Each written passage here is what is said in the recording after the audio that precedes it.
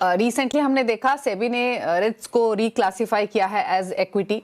और इनफैक्ट जब ये खबर आई तो काफी इंपॉर्टेंट डेवलपमेंट थी। काफी इंडस्ट्री एक्सपर्ट से बातचीत हुई, सबका कहना ये था कि अब मोर इन्वेस्टमेंट्स आते हुए दिखाई देंगे रिट्स में इस सेबी के इस मूव के बाद। तो exactly viewers point of view से आपसे जानना चाहेंगे, रिट्स है क्या, किस तरीके की इन्वेस्टमेंट अप्रोच रहती है, कितना वायबल ऑप्शन होता है पोर्टफोलियो में, बताइए। जी। तो अगर एंड इन्वेस्टर, रिटेल इन्वेस्टर की बात करें तो अगर कोई रियल एस्टेट या प्रॉपर्टी खरीदने जाते हैं तो उसका टिकट साइज़ बहुत ही ज़्यादा बड़ा रहता है and at the same time उसमें पेपर वर्क ज़्यादा रहता है। अगर कभी बेचने जाओ तो बिकता नहीं है। अगर आपको समझो 1 सीआर का प्रॉपर्टी लिया है एंड उसमें से खाली 20 लैक्स चाहिए तो वो बेच के मतलब नहीं है बिकॉज़ वो डिविजिबल नहीं है। तो रियल एस्टेट इन्वेस्टमेंट ट्रस्ट एक ऐसा माध्यम है जहाँ से टॉप मेट्रो सिटीज़ में जो कमर्शियल रियल एस्टेट है, उसमें पार्टिसिपेट करने का मौका मिलता है। तो ये सब जो प्रॉपर्टीज़ होती है, वो भी लेट आउट होती है, जो ग्लोबल एमएनसीज़ है, जीसीसीज़ है, ये सबको लैंड होते हैं, लीज़ आउट होते हैं। तो उसके वजह से क्या होता है कि अ, रेंटल इनकम भी बहुत प्रेडिक्टेबल होती है एंड ये जो रीट्स होती है, वो at least 80% they have to invest in rent generating properties.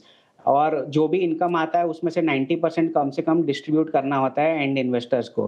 तो उससे क्या होता है कि डिस्ट्रीब्यूशन इनकम जो होता है वो थोड़ी प्रेडिक्टेबल रहती है। वो अभी देखने जाएँगे तो लगभग 6% प्लस माइनस के रेंज में चल रहे हैं जो 4 कमर्शियल रीट्स लिस्टेड है उसमें।